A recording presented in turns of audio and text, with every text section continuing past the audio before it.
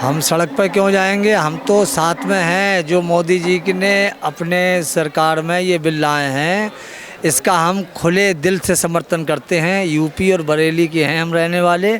हम दिल से चाहते हैं कि ये बिल बहुत अच्छा है, गरीबों के लिए बहुत अच्छा है, यतीम बच्चों के लिए बहुत अच्छा है, विधवा महिलाओं के लिए बहुत अच्छा है, तलाकशुदा महिलाओं के लिए बहुत अच्छा है, और जो असहाय विकलांग जिन्हें कहा जाता है, ऐसे लोग, इनके लिए बहुत अच्छा है। तो तकलीफ़ आम मुसलमानों को कुछ भी नहीं है। उसकी वजह है, अगर आपसे कहा जाए कि कल वहाँ जाना है, कहीं नानी घर जाना है, तो आप टाइम निकालने के लिए बड़ा टाइम निकालेंगे। और इस बिल के लिए जो लोग लड़ाई लड़ रहे हैं, उनकी कम से कम जांच तो करी जाए वो कितने कितने करोड़पति हैं, और वो आंदोलन कर रहे हैं। गरीब मुसलमान के पास तो टाइम है ना, रोटी खाने का टाइम नहीं। रोटी खाता है, मजदूरी करता है, फिर कहीं रोटी खा पाता है वो। और जो आंदोलन करने वाले हैं वो राजनीतिक लोग हैं। असल बात यह है कि वफ़ के बारे में तो 95% मुसलमानों को वफ़ पता ही नहीं कि है क्या। जो 5% रसूखेदार मुसलमान हैं, ताकतवर मुसलमान थे, वही कब्जा कर करके मुतवल्ली बन गए। और मुतवल्ली के चेयरमैनों को और इनको सबको पैसे दिए बन के चले आए। आपको कहीं मंदिर या मस्जिद या कहीं का कोई बनाया जाए और आपको कोई आमदनी नहीं हो तो क्या आप बनेंगे? आप कहेंगे भाई मैं सेवा दे सकता हूं, मगर मैं मुतवल्ली नहीं बनूंगा। अब बन क्यों रहे हैं आप? 5 लाख रुपया 10 लाख रुपया रिश्वत दे रहे हैं और उसके बाद बन के आ रहे हैं, तो ज़रूर कहीं ना कहीं घोटाला है। और वो घोटाला क्या है? गरीब मिस्कीन बच्चों का हक मारने का काम यही मुतवल्ली लोग कर रहे हैं। बिहार में इतना क्यों हल्ला मचा है? लालू और नीतीश, ये सब लालू और तेजस्वी जी कह रहे हैं कि नीतीश जी ने बड़ा धोखा तक कर दिया मुसलमानों। अरे नीतीश साहब ने कौन सा धोखा कर दिया? उन्होंने तो मुसलमानों के हक में ये बहुत अच्छा काम करा है। मुसलमान पसमानदा मुसलमानों की सबसे ज़्यादा संख्या अगर पूरे देश में देखा जाए तो बिहार के अंदर है। और पसमानदा समाज के लोगों को तो कहीं मुतवल्ली भी नहीं बनाया गया है, ना उनको कहीं बोर्डों में ज़्यादा लिया गया है। पसमानदा समाज की तो हालत ही बहुत बदतर है। और बिहार के अंदर पसमानदा समाज तो 99% माने आप, 99% है। चाहे इदरीसी हो, मंसूरी हो, अब्बासी हो, रंगरेज हो, नालवंद हो, या बंजारा समाज हो, या ये जितने समाज हैं, ये सब लोग यानी नतीज जी के साथ में हैं। वजह ये है कि जो वफ़ की प्रॉपर्टियों से आमदनी होगी उनसे उनके बच्चे पढ़ेंगे, आगे बढ़ेंगे। अब से पहले ये था कि खान साहब का बच्चा पढ़ गया, मुतवल्ली साहब का बच्चा पढ़ गया, इनका पढ़ गया। अब तो सब्जी बेचने वाला का ही बच्चा जो है वो पढ़ के IAS बन सकता है। बिहार के अंदर IAS बनते हैं। क्यों बनते हैं? गरीब बच्चे बनेंगे। अब गरीब से गरीब बच्चा जो है IAS बनेगा। बिहार में मैंने सुना है कि एक लड़की मुस्लिम समाज की जहाज़ चला रही है, तो वो भी कैसे? गरीबों ने उसकी मदद करी, लोगों ने मदद करी, आगे बढ़ी। तो भैया सबसे ज़्यादा वोट से बनता है नेता, बातों से नेता कहीं नहीं बनता है। तो वोटों से नेता बनेगा तो इस बार पसमानदा समाज का 100% वोट भारतीय जनता पार्टी के हक में और नतीज जी के हक में जाएगा। और हम दुआ करते हैं कि बिहार में सरकार भी बनेगी और देश का गरीब मुसलमान खुशहाल होगा। इसके लिए हम मोदी जी का बहुत बहुत शुक्रिया अदा करते हैं। पसमानदा मुसलमानों के हित में ये बहुत बड़ा कदम है। और सबसे ज़्यादा भी पसमानदा के माने आते हैं पिछड़ा। पिछड़ा कोई जाति से नहीं होता है।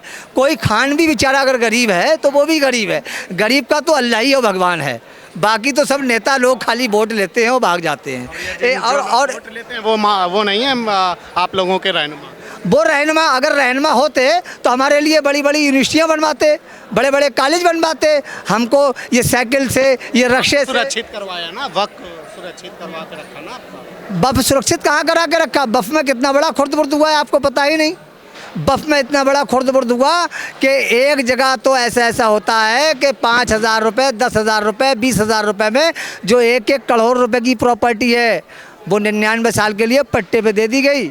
और मुतवल्ली ने 50 लाख 10 लाख लेके जेब में डाल लिए और बोर्ड को बता दिया कि अपना प्रस्ताव बना के अपने सेक्रेटरी से भेजा। बोले साहब हमने तो 20,000 रुपये में लैंड पे दे दिए 99 साल के लिए और 25 लाख खुद धन लिए, तो गरीबों का हक खा रहा है।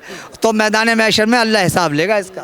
देखिए, वक्फ बोर्ड में एक बहुत बड़ी खमी थी। पहले जो खामियां थी वो थी, एक तो वक्फुल औलाद।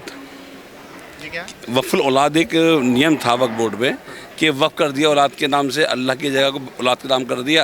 अब औलाद उसे किराया खा रही है, बेच रही है। एक था नियम मुतवल्ली कि मुतवल्ली चाहे तो रजिस्टर कर सकता है। तो ऐसी ज़मीनें बिक गई हैं, उनको निकाला जाएगा, की लिस्ट बनाई जाएगी। वो जो करोड़ रुपए का घपला बता रहे हैं ना जी, सही बता रहे हैं। मुतवल्ली एक्ट के तहत लोगों ने रजिस्ट्री कर दी है, बड़ी बड़ी प्रॉपर्टी होगी, समझ में आ रहे हैं। दूसरी बात आपने पूछा बिहार चुनाव के बारे में कि बिहार चुनाव के अंदर ये कह रहे हैं अब जो हमारी सरकार आ जाएगी, नीतीश जी ने धोखा दे दिया। लालू जी के जो सपुत्र हैं वो कह रहे हैं हम फाड़ के फेंक देंगे वक्फ बिल। भैया उनकी सरकार कितनी बार आ चुकी है बिहार में, उनके पिताजी खुद, उनकी माताजी सब सीएम बन चुके हैं। इतना बिहार में मुसलमान है, अगर वो मुसलमानों का भला किए होते, बिहार के मुसलमानों का भला किए होते, तो अभी जनता पाल जी बता रहे थे सच्चर कमेटी की रिपोर्ट जो आई है 2006 में आई है, उससे पहले उस वक्त भी उनके पापा ही या उनकी माताजी वहाँ पर सीएम थी। तो वो खुद राष्ट्रीय अपने नेशनल उसमें घुसे हुए थे यूपी के अंदर, ठीक है ना, यूपी में गृह मंत्री बने हुए थे, हैं जी। उस समय भी उन्होंने क्यों नहीं किया मुसलमानों के लिए। आज जो चिल्ला रही हैं सोकल पार्टियाँ, ये कह रही हैं मुसलमान मुसलमान मुसलमान, असल में क्या है कि इनसे रात चले गए हैं। एक बाबा के पास ये लोग गए थे, एक कहानी सुनो। बाबा के पास गए थे, बाबा से ने पूछा जी हम तो आ नहीं पा रहे, 14 में नहीं आए, 19 में नहीं आए, फिर 24 में नहीं आए, कोई हमें ऐसा मंत्र वगैरह बताओ जिससे हम आ जाएं। तो बाबा ने कहा एक मंत्र बाकी है, उसे पढ़ते रहो, मुसलमान मुसलमान मुसलमान, उसका जाप सुबह शाम दोपहर करते रहो, जितना जाप करोगे उतनी शक्ल बन जाएंगी तुम्हारी। तो वो जाप कर रहे हैं उसका, बाबा जी का जो मंत्र है उस जाप कर करके 4 शक्ल बन जाएगी बेचारी। और चली गई, एक अभी उड़ीसा चली गई, अब बिहार में भी चले गए हैं। बिहार में तो अब आने वाला है, कह रहा है इस बार अब पूरा बदला लेने के लिए तैयार बैठा है, अंगूठा दबाएगा मुसलमान, अंगूठा दबा। देखिए नीतीश कुमार खास तौर से ना, एक मैं बता दूँ, बिहार के अंदर नेता थे पासवान जी, उनके पिताजी, हाँ रामविलास पासवान जी पिता नेता थे। सन 2002 में उनको लगा कि जो अति हुई थी गुजरात में, कुछ गलत हुआ है, तो उसी समय वो अपना रिजाइन कर दिए पार्लियामेंट से भी, और अपना पद छोड़ दिए, अपना वो छोड़ दिया, अपना मंत्री पद छोड़ दिए। वो ऐसे व्यक्ति के बेटे हैं वो चिराग पासवान, उन्होंने सपोर्ट किया है।